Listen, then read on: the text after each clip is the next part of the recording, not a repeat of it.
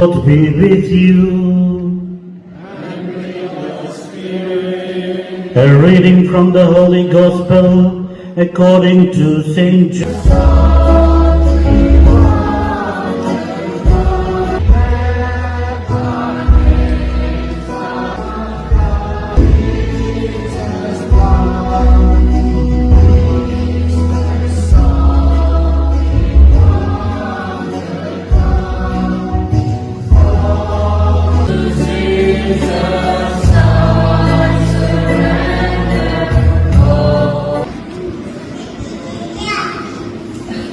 Behold the Lamb of God, who said, "Peace be with you." Receive the Holy Spirit. Behold him who takes away the sins of the world. Blessed are those who are called to the supper